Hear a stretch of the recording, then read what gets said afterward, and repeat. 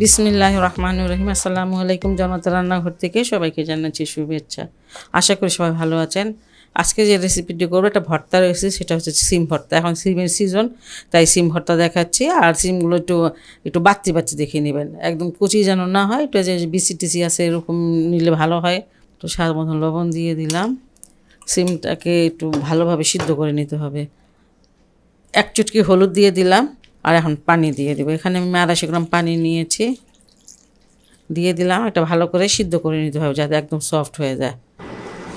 সিমগুলোকে আমি ভালো করে সিদ্ধ করে নিয়েছি, পানিটা শুকিয়ে গেছে। পানিটা একদম শুকিয়ে যাবে। আর এটাকে একটু ঠান্ডা করে মানে বেটে বেটে নিতে হবে, না হয় ব্লেন্ড করে নিতে হবে। আমি ব্লেন্ড করে নিব, এটাই সোজা লাগে আমার কাছে। যাই হোক, এটা এখানে আমার হয়ে গেছে। ভর্তাটা বানাতে চলে আসলাম। এখানে আমি একটা রসুন নিয়ে নিয়েছি, ছোটো সাইজের রসুনগুলো যে হয় সেটা। এখানে আমি 5টা শুকনো মরিচ নিয়েছিলাম, কুচি কুচি কেটে নিয়েছি। আর দুটা পেঁয়াজ আর একটা রসুন, সবগুলো একটু ভেজে নেই।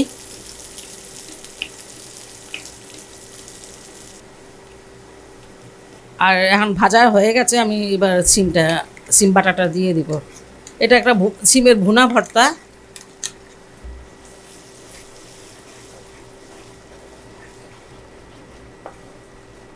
সিদ্ধ করার সময় আমি লবণ দিয়েছিলাম, আর এখন অল্প একটু দিব, একটু বুঝে দিতে হবে।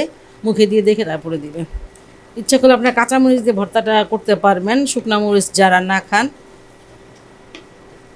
খুব ভালো করে ভুনা ভুনা করে নিতে হবে ভর্তাটাকে।